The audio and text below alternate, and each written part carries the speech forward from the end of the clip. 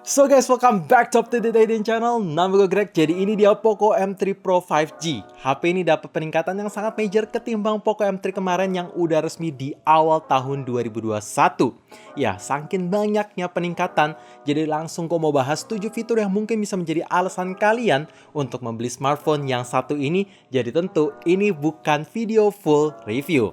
Buat yang penasaran, make sure kalian nonton sampai habis dan let's check it out.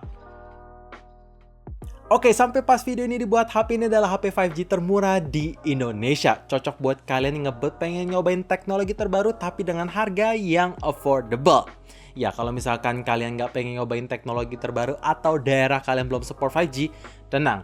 HP ini yang penting udah 5G ready. Jadi nanti ketika jangkauan 5G bisa menyeluruh sampai seluruh Indonesia, kalian tentu bisa ngerasain kecepatan download dan upload yang lebih ngebut ketimbang 4G ataupun 4G plus biasa. Tapi untuk sekarang ini masih hadir di beberapa kota. Gue sendiri udah nyobain dan memang kecepatannya itu masih kurang ngebut, tapi kedepannya begitu dioptimize 5G bisa lebih ngebut. By the way, gue ada berita bagus buat kalian yang suka pakai dua nomor dalam satu HP.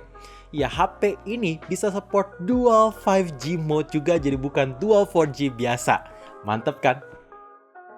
Performa di HP ini dapat peningkatan yang gak main-main karena sekarang ini menggunakan chipset terbaru dari MediaTek yaitu Dimensity 700 dengan sistem fabrikasi 7 nanometer.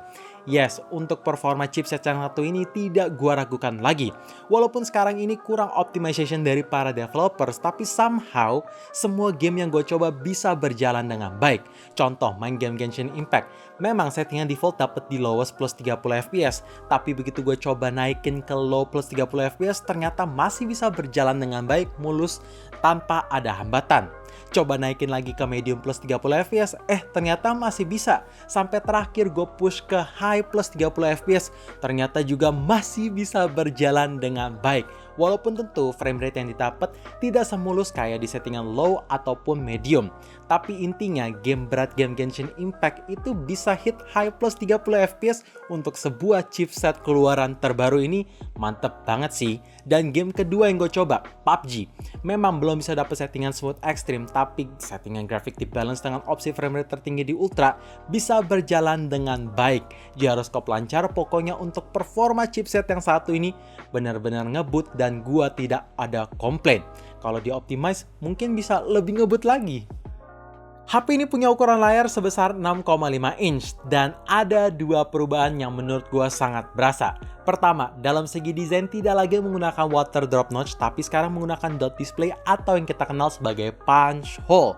Apalagi untuk ukuran notch-nya sendiri menurut gue masih relatif kecil. Jadi ketika dipakai kebutuhan sehari-hari kayak main game, nonton, ataupun scrolling Instagram, gak gitu berasa kalau ada notch-nya. Kedua, panel layar tentu masih menggunakan IPS LCD dengan resolusi Full HD+. Tapi sekarang untuk refresh rate-nya udah support di 90Hz. Jadi layar yang satu ini selain bagus, selain cerah, tapi sekarang apapun yang kalian lihat dan sentuh akan berasa dan kelihatan mulus. Nice, dan sedikit bocoran review. Untuk sensitivity touchscreen tidak ada komplain ataupun kendala apapun. Akurat, multitouch aman, pokoknya dipakai main game FPS sudah bisa berjalan dengan baik tanpa ada ngendet-ngendet ketika kita sentuh touchscreen-nya. Pokoknya udah bagus. Terakhir untuk ketahanan layar sudah menggunakan Corning Gorilla Glass 3 plus dapat free screen protector bawaan. Gak cuma HP-nya aja yang keluaran terbaru, tapi untungnya dalam segi software sudah menggunakan Android 11 dengan tampilan antarmuka menggunakan Poco Launcher 2.0 based on MIUI 12. Yes, HP ini udah run di Android 11, jadi ada beberapa fitur bawaan yang tentu bisa hadir ketimbang Android 10 kemarin. Kalau misalkan kita ngomongin soal user interface Poco Launcher 2.0 atau MIUI 12, rasanya nggak perlu banyak kita bahas lebih jauh. Karena kalian udah pasti tahu, tapi buat kalian yang belum tahu, intinya fitur-fiturnya udah komplit. Kayak second space tersedia, mau cloning apps atau dual apps tersedia, dark mode, dan ngumpetin aplikasi di app drawer juga tersedia. Dan terakhir tentu masih ada iklan yang disematkan di aplikasi bawaan ya. Ketika kita ngomongin fitur yang ada di HP ini menurut gua udah komplit. Sensor NFC atau Near Field Communication buat ngecek saldo e-money sampai top up saldo e-money langsung dari HP tanpa harus ke gerai offline manapun sekarang tersedia. Kedua, sensor Air Blaster masih tersedia yang gunanya bisa gantiin semua remote yang ada di tempat kalian selama brand elektronik kalian terdaftar di aplikasi Mi Remote. Ketiga, untuk unlocknya masih menggunakan side fingerprint dengan performa unlock yang menurut gue cukup cepet karena sekarang ini ada screen response time yang cukup berasa, tapi intinya sudah menggunakan sensor sidik jari di samping kanan yang nyatu dengan tombol power. Jadi untuk unlocknya lebih convenient aja. Alasan terakhir kenapa harus membeli Poco M3 Pro 5G nggak lain nggak bukan adalah soal harga. Yes, ketika Xiaomi, Redmi sampai ke Poco Indonesia ngerilis HP terbaru, harganya tuh selalu nggak masuk akal termasuk HP yang satu ini.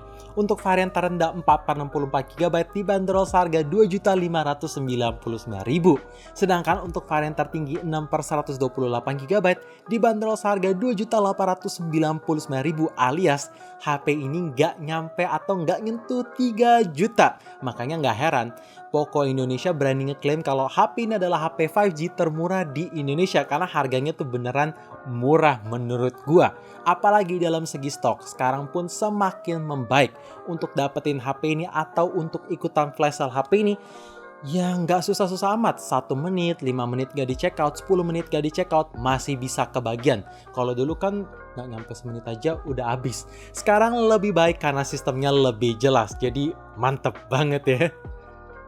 So guys, itu dia 7 alasan kenapa harus membeli Poco M3 Pro 5G. Jadi di next video full review, kalian masih penasaran hal apa aja? Tinggal tulis komen di bawah. So thank you for watching. Jangan lupa like dan subscribe channel ini sekaligus nyalain notifikasinya supaya kalian tahu kapan video baru diupload. And as always, stay safe, stay healthy, dan stay updated with up to date.